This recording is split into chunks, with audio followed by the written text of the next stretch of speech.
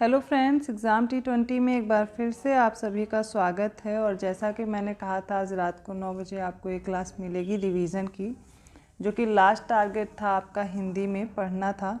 जो भी अनेक शब्दों के लिए एक शब्द हैं या फिर वाक्यांशों के लिए एक शब्द हैं। RO 2023 एग्ज़ाम के लिए मोस्ट इम्पॉर्टेंट टॉपिक है, जहाँ से आपके 10 प्रश्न पूछे जाएंगे पेपर सेकेंड में, जो कि हिंदी का है। जो भी बच्चे इस चैनल पर जुड़ कर के प्रिपरेशन कर रहे हैं, उन्हें मैं बता दूं कि यहाँ पर टारगेट प्रोग्राम चल रहा है 45 डेज़ हिंदी के लिए और 60 डेज़ GS की प्रिपरेशन के लिए है, जो एक बेहतर स्ट्रेटजी के साथ आप अपने कट ऑफ क्लियर कर सकते हैं। तो चलिए आज का टॉपिक स्टार्ट करते हैं, जिसमें पढ़ना है अनेक शब्दों के लिए एक शब्द।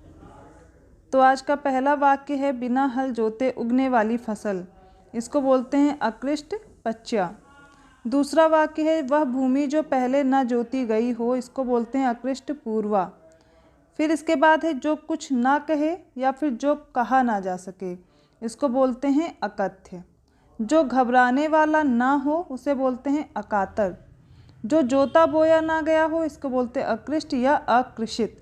इसके बाद आप देखिए, वह सेना जिसमें बहुत से हाथी, घोड़े, रथ और पैदल सिपाही हों, इसको बोलते हैं अक्षौहिणी। क्या बोलते हैं? अक्षौहिणी।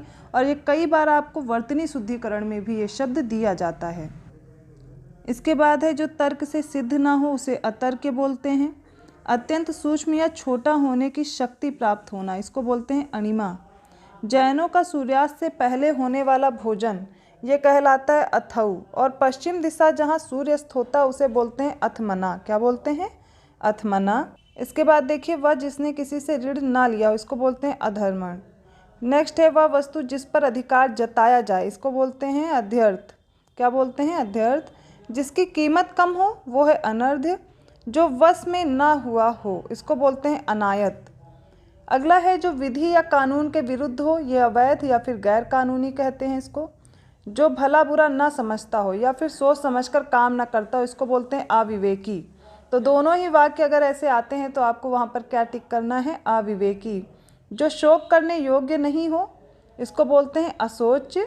और जिसकी चिंता नहीं हो सकती या फिर जिसकी चिंता ना किया जा सके, जिसका चिंतन ना किया जा सके, उसको बोलते हैं अचिंतनीय या फिर अचिंत्य। जिसका उत्तर नहीं दिया गया हो, इसको बोलते हैं अनुत्तरित। और वह स्त्री जिसका पति दूसरा विवाह कर ले, इसको बोलते हैं अध्यूढ़ा। जिसे बुलाया ना गया हो, इसको बोलते हैं अनाहूत। और परंपरा से चली आई हुई कोई बात है, कोई कथा है, उसको बोलते हैं अनुश्रुति। एक एक अक्षर तक, मतलब एक एक अक्षर तक अगर ये वाक्य दिया गया तो इसका होगा अक्षरशः। जिस पर अभियोग लगाया गया हो, उसको बोलते हैं अभियुक्त। फिर देखिए, जिसके अंदर अर्थ भरा हो, उसको बोलते हैं अर्थगर्भित। फिर जिसकी गिनती ना हो सके, उसे बोलते हैं अनगिनत। जो शुद्ध ना हो, उसको बोलेंगे अशुद्ध।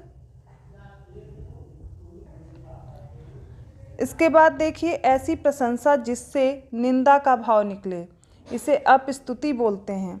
जिसे मारना उचित ना हो या जिसे कोई मार ना सके, इसे अबध्य बोलते हैं। वह बात या भाव जिसे प्रकट करने की इच्छा हो, उसे बोलते हैं अभिप्रेत।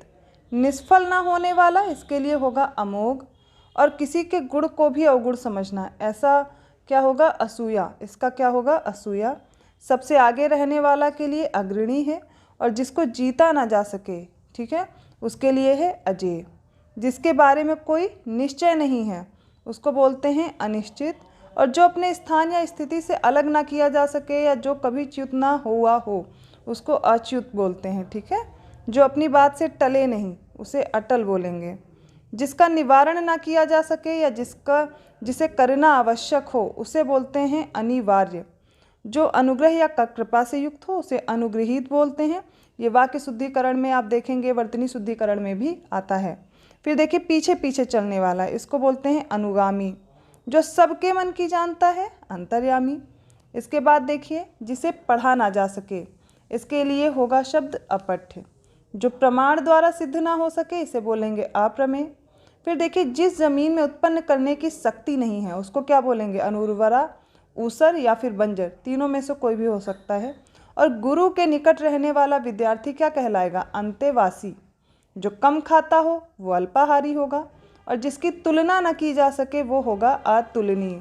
जिसकी दाढ़ी मूछ नहीं निकली हो, इसको बोलते हैं अजात श्मश्र। ठीक है। मृतक की अंतिम क्रिया को बोलते हैं अजात श्मश्रु। फिर देखिए, जो परीक्षा में उत्तीर्ण ना हो उसे अनुत्तीर्ण बोलेंगे, जिसकी संख्या सीमित ना हो असंख्य होगा। फिर जो नष्ट ना हो सके उसके लिए होगा अनस्वर, और जिसके पास घर नहीं हो उसको बोलेंगे अनिकेत। जिस पेड़ के पत्ते झड़ गए हों उसे अपर्ण या अपत बोलते हैं। अल्प वेतन पाने वाला, इसको बोलते हैं अल्प वेतन भोगी। फिर जहाँ जाया ना जा सके वो हो जाएगा अगम्य। इसके बाद देखिए, अग्र या फिर आगे की बात सोचने वाला अग्र सोची है। अध्ययन प्राप्त कराने वाला अध्यापक, जिसका दूसरा उपाय नहीं है अनन्य उपाय बोलते हैं, और जिसका अनुभव किया गया है उसके लिए है अनुभूत। अगला देखिए, इसके साथ साथ हम लोग देखेंगे जैसे कि जो सबके मन की जानता हो अंतर्यामी हम लोग पढ़ चुके थे। जो कुछ नहीं जानता है वो अज्ञ है और अज्ञानी। जो धन को व्यर्थ खर्च करता हो उसे अपव्ययी बोलते हैं। जो किसी पर अभियोग लगाए उसे अभियोगी बोलेंगे, और जिस पर अभियोग लगाया जाए उसे क्या बोलेंगे अभियुक्त। जो कम जानता हो वो क्या हो जाएगा अल्पज्ञ। अब इसके बाद देखिए, जिसका ज्ञान इंद्रियों के द्वारा ना हो या जो इंद्रियों द्वारा जाना ना जा सके इसे अगोचर और अतीन्द्रिय बोलते हैं। जिसकी आशा ना की जाए उसे अप्रत्याशित बोलेंगे, और जिसकी उपमा ना हो सके उसे अनुपम बोलेंगे। जिसकी कल्पना ना की जा सके अकल्पनीय या फिर कल्पनातीत होगा। जिस हंसी से अट्टालिका तक हिल सके उसे अट्टहास बोलते हैं। जिसकी सीमा ना हो असीम होगा। कभी नहीं मरने वाला, उसके लिए एक शब्द है अमर। और दोपहर के बाद समय को अपराह्न बोलते हैं। ये रट लीजिए क्योंकि यहाँ पे बहुत कन्फ्यूज़न होती है। बिना पलक गिराए या फिर बिना पलक झपकाए तो उसके लिए होगा अनिमेष, अपलक या फिर एकटक। जिसके माता पिता नहीं है उसे अनाथ बोलते हैं। वह यंत्र जो छोटी चीज़ को बड़ा दिखाता है उसे बोलते हैं अणुवीक्षण। कई व्यक्तियों में एक अन्यतम, और काल से पहले आने वाली मृत्यु को बोलते हैं अकाल मृत्यु। जो पुरुष अभिनय करता है वह अभिनेता कहलाएगा। जो स्त्री सूर्य को भी ना देख सके इसे बोलते हैं असूर्य पश्या या फिर असूर्यम पश्या। ठीक है, दोनों ही याद रखने हैं।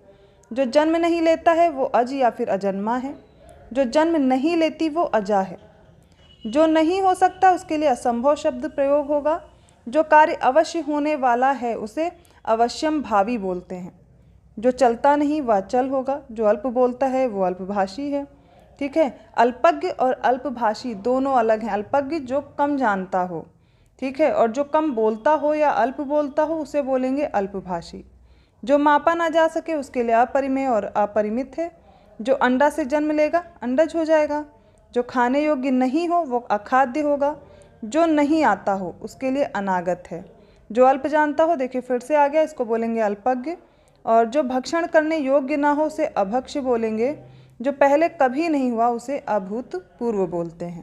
देखिए, ये मैं शॉर्ट वीडियो इसलिए आपको प्रोवाइड कराती हूँ जिससे आपका बहुत कम टाइम वेस्ट हो और आप ज़्यादा से ज़्यादा यहाँ पर अपना कंटेंट कवर कर सकें। इसके लिए आपको बहुत घंटे देने की ज़रूरत नहीं है। जहाँ से भी आप जिस सोर्स से पढ़ रहे हैं उससे प्रॉपरली एक एक करके रीड करिए। और ये टॉपिक आई होप आप लोग कवर कर चुके हैं। बस ये रिवीजन क्लास है कि मेरे साथ आप कुछ चीज़ें रिवाइज़ कर लीजिए जो आपको कभी भूले ना। वीडियो आप दोबारा प्ले करेंगे तो आपको याद आ जाएगा।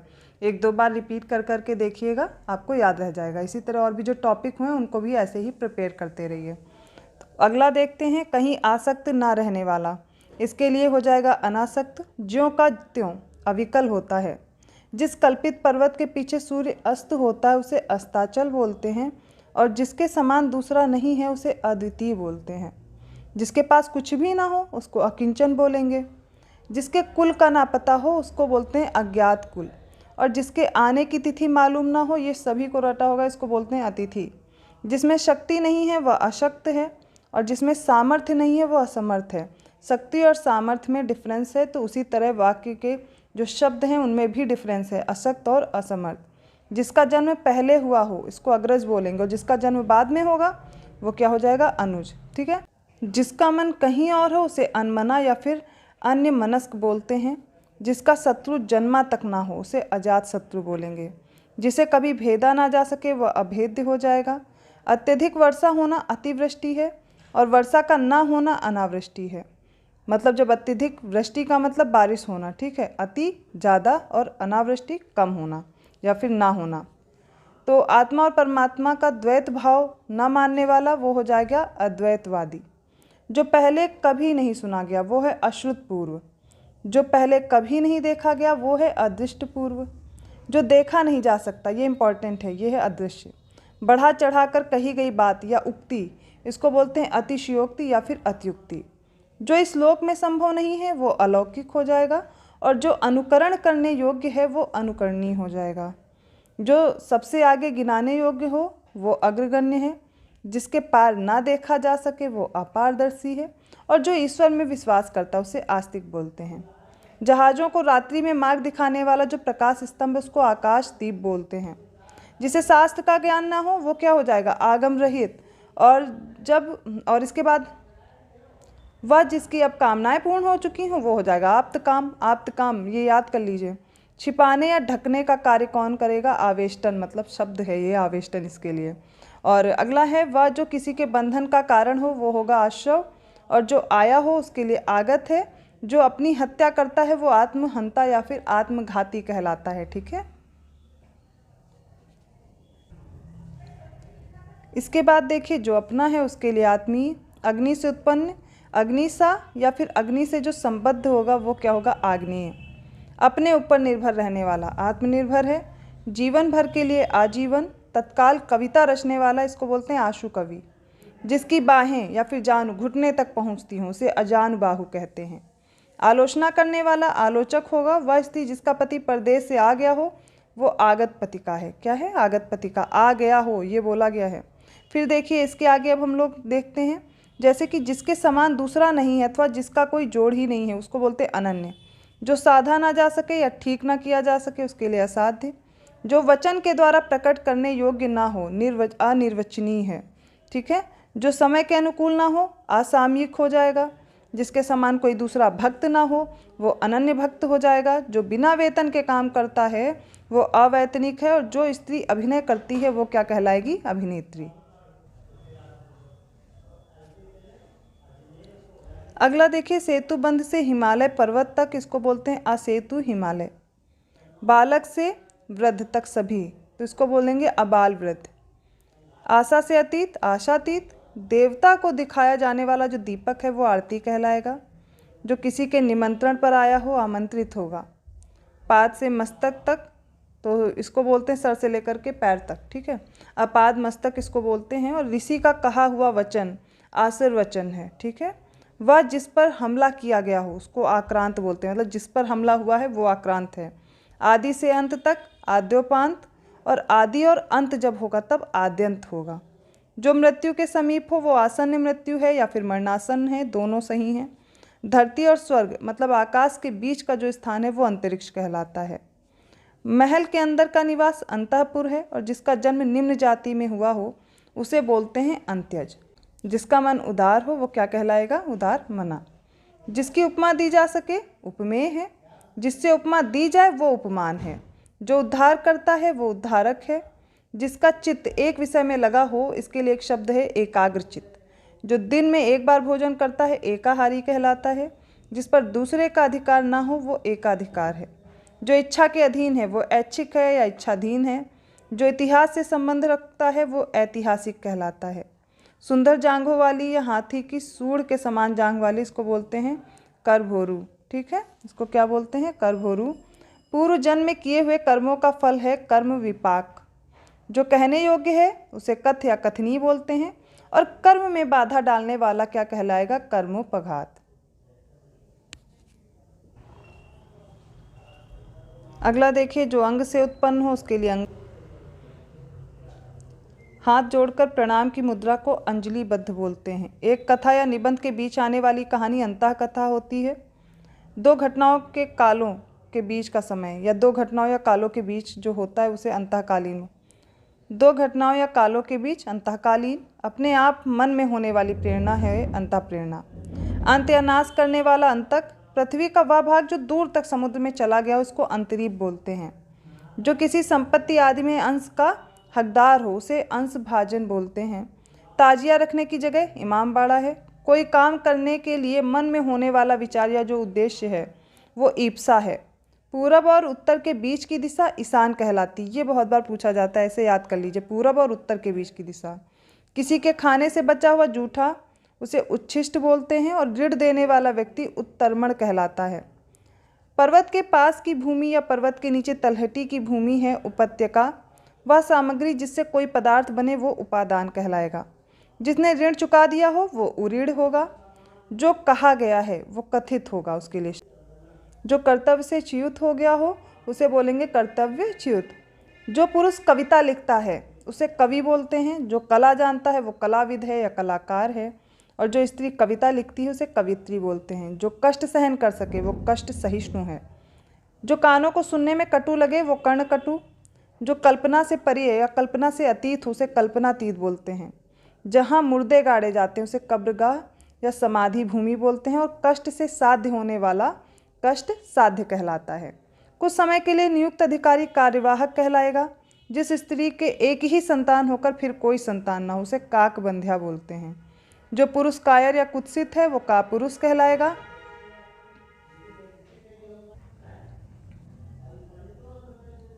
जो पुरुष कायर या कुत्सित है वो कापुरुष कहलाएगा। और किसी वस्तु को देखने की बलवती इच्छा कौतूहल कहलाती है। कुश के अग्र के समान तीक्ष्ण बुद्धि वाला कुशाग्र बुद्धि कहलाता है। इसके बाद देखिए कुरकुट शब्द करता हुआ चलने वाला उसे कुरंग बोलेंगे। केवल पेट भरने वाला कुक्षिभर है। धन देने वाला देवता या व्यक्ति कुबेर या धनत कहलाता है। कुंती का पुत्र कौंतेय। जो बात पूर्व काल से लोगों में कह सुनकर प्रचलित हो उसे जनश्रुति और किंवदंती बोलते हैं। क्रम के अनुसार क्रमानुसार। और जो यह समझ नहीं पाए कि क्या करे क्या ना करे उसे किंग कर्तव्य विमूढ़ बोलते हैं। जिसे खरीद या मोल लिया गया हो उसे क्रीत बोला जाएगा। क्या बोला जाएगा? क्रीत। जो धरती फाड़ कर जन्मा हो उद्भिज। जिसमें खूब उपज होती वो उर्वर और उपजाऊ कहलाएगा। जिस कल्पित पर्वत से सूर्य का उदय होता है वह उदयाचल कहलाता है। दूसरों का उपकार करने वाला उपकारी। और जिसकी उपासना की जाती है उसे बोलते हैं उपास्य। जो उपासना करता है उपासक। जिसकी उपासना की जाती है वो क्या हुआ? उपास्य। उर या फिर छाती के बल चलने वाला इनको बोलते हैं उरग। जो ऊपर कहा गया हो वो उपरयुक्त है। और जिस जमीन में उत्पन्न करने की शक्ति है वो क्या कहलाएगी? उर्वरा कहलाएगी। अगला वाक्य है जिसे बाहरी जगत का ज्ञान ना हो उसे कूप मंडूक बोलते हैं। जिसका जन्म उच्च कुल में हुआ हो या अच्छे कुल में उत्पन्न होता है तो उसे कुलीन और अभिजात शब्द बोला जाता है। जो किए हुए उपकार को मानता है वो कृतज्ञ कहलाता है। ये इंपॉर्टेंट, कृतज्ञ और कृतज्ञ ये कन्फ्यूजिंग होता है। इन दोनों को आप ध्यान देकर के समझिए। जो किए गए उपकार को मानता है वो कृतज्ञ होता है। जो किए हुए उपकार को नहीं मानता है वो कृतज्ञ होता है। ठीक है, देखिए अब उसके बाद जिसका कार्य सिद्ध हो चुका हो उसे कृतकार्य बोला जाएगा। कार्य संपन्न होने पर जो अत्यंत प्रसन्न हो उसे कृतकृत्य बोलते हैं। जो शब्द शास्त्र पढ़ चुका हो उसे कृतागम। जो सब शास्त्र पढ़ चुका उसे कृतागम बोलेंगे। और करने योग्य व न करने योग्य कर्म क्या कहलाएगा? कृत्याकृत्य। कांटों से भरा हुआ कंटकाकीर्ण। जिसके सिर पर बाल न उगे खलवाट बोला जाता है। जिसके घर बार ना हो खाना बदोश या बेघर बार होगा। जो हमेशा खड्ग हाथ में लिया रहता है खड्गहस्त। जो खाने योग्य हो खाद्य और खेलने वाला खिलाड़ी। जहाँ अनेक प्रकार के पशु पक्षी रखे जाते हैं चिड़ियाघर या चिड़ियाखाना कहलाएगा। 4 वेदों को जानने वाला चतुर्वेदी। जिसके 4 पद हैं चतुष्पद। और जिसके पाणी में चक्र हो उसे क्या बोलेंगे? चक्र पाणी। चक्र को धारण करने वाला चक्रधारी। गद्य पद्य मिश्रित काव्य जो होता है उसे चंपू कहते हैं। जो दूसरों में केवल दोषों को ही खोजेगा उसे छिद्रान्वेषी बोलते हैं। जिसका जन्म जल में हुआ हो जलज है, इसको कमल भी बोलते हैं। जो जन्म से ही अंधा है वो जन्मांध कहलाएगा। इंद्रियों को जीतने वाला जितेंद्रिय कहलाएगा। जठर का मतलब होता है पेट। और जो पेट की अग्नि होगी वो क्या कहलाएगी? जठराग्नि। जान से मारने की इच्छा, ठीक है, जान से मारने की जो इच्छा है वो जिघांसा कहलाती है। और जीतने की इच्छा जिगीर्षा। जानने की इच्छा जिज्ञासा। देखो अब ये भी दोनों कंफ्यूजिंग है। कौन सा? जीतने की इच्छा वो होती जिगीर्षा और जानने की इच्छा होती जिज्ञासा। जो नभ में चलता है वो खेचर और नपचर दोनों बोलते हैं। गांडीव को धारण करने वाला गांडीवधारी। जो इंद्रियों के ज्ञान से परे है उसे गोती या इंद्रियातीत बोलते हैं। ग्रह बसाकर रहने वाला गृहस्थ कहलाएगा। हाथी के समान मंद गति से चलने वाली स्त्री होती गजगामिनी। गगन को चूमने वाला गगनचुंबी, गंगा का पुत्र गांगे। रात और संध्या के बीच की जो बेला है वो गोधूली कहलाती है। ग्राम में रहने वाला अथवा ग्राम से संबद्ध है तो वो ग्रामीण कहलाएगा। वह काव्य ग्रंथ जिसमें गाने योग्य गीत भी हों उन्हें गीति काव्य बोलते हैं, और वह रूपक जिसमें गद्य कम और पद्य अधिक हो उसे गीति रूपक बोलते हैं। जिसके अंग प्रत्यंग गल गए हों तो उसके बोलते हैं गलितांग। पंजाबी भाषा की लिपि क्या है? गुरुमुखी कहलाती है। जो गाने योग्य हो वो गेय कहलाएगा। गुरु की हत्या करने वाला मनुष्य गुरुघ्न, और स्वयं गुरु बनकर दूसरों से अपनी पूजा कराना ये कहलाता है गुरुडम। बादल के समान श्याम ये हो जाएगा घनश्याम। जो जल में चलने फिरने वाला हो वो जलचर है। जो जीना चाहता है वो जिजीविसु है। ये बहुत इंपॉर्टेंट, इसे याद रखिएगा। जो जीना चाहता है उसे जिजीविसु बोलते हैं। जो जरायु गर्भ की थैली से जन्म लेता है उसे जरायुज बोलते हैं। जो जानना चाहता है जिज्ञासु, जिजीविसु जिज्ञासु, इनमें डिफरेंस देखिएगा। जो यान जल में चलता है वो जलयान कहलाएगा। जिंदा रहने या जीने की इच्छा जिसमें है वो है जिजीविसा। अब देखिए जिजीविसु, जिज्ञासु और जिजीविसा सब में डिफरेंस देखिए। जो जीना चाहेगा वो जिजीविसु है। जिंदा रहने की जिसके अंदर इच्छा है वो जिजीविसा है। जिसके पास अपार धन संपत्ति हो टकैत कहलाएगा। और वह साधना जिसके द्वारा तत्व ज्ञान प्राप्ति हो तो तत्व बोधिनी है। जिसका तेज नष्ट हो गया उसे तेजोहत या शीहत बोलते हैं। वेग पूर्वक गमन करने वाला तुरंग, तुलना करने योग्य तुलनीय। तैरने की इच्छा कहलाती तितीर्षा, बहुत बार पूछा गया है। जो तर्कशास्त्र जानता हो तार्किक या तर्कशास्त्री है। वह पुत्र जो शास्त्र या विधि द्वारा अपनाया गया हो तो वो दत्तक कहलाता है। जो अपने प्राण उत्सर्ग किए हो वो दत्त प्राण है। और जिसे अभय दान या सहारा दिया गया उसे दत्त हस्त कहते हैं। तो यहाँ तक हमने कुछ इम्पॉर्टेंट वाक्यांश देखे जिनके एक शब्द भी देख लिए हैं। इसके बाद एक सेकंड पार्ट में इसका और दूंगी जिसमें आप लगभग इम्पॉर्टेंट ये जितने भी हैं कंप्लीट कर लेंगे। तो क्या करना है आपको, वीडियो रिपीट करके एक दो बार देखना है, याद हो जाएगा। मैंने यहाँ पर कोशिश की है कि बहुत जल्द ही ये सारे टॉपिक कवर कर लिए जाए। बहुत समय आपका ना बर्बाद हो कि मैं एक एक घंटे आपको एक एक समझाने बैठूँ। आपको याद करना है, उसके लिए सुनना पड़ेगा। और हिंदी, जो हिंदी मीडियम वाले बच्चे उनको इतनी दिक्कत नहीं, इंग्लिश मीडियम वाले बच्चों को यही करना है कि एक दो बार रिपीट करेंगे, याद होने लगेगा। और आप ये टॉपिक तो पढ़ ही चुके हैं, रिवाइज कर रहे हैं मेरे साथ। कोई भी प्रॉब्लम है आप कमेंट करके बताइएगा। अगर वीडियो अच्छा लगा तो प्लीज़ लाइक कीजिए और लोगों को शेयर करते रहिए। चैनल को सब्सक्राइब करना मत भूलिएगा। ऐसे और वीडियो के नोटिफिकेशन अगर आपको चाहिए तो बेल आइकन प्रेस करना पड़ेगा। मिलते हैं ऐसे ही नेक्स्ट वीडियो में, तब तक के लिए धन्यवाद।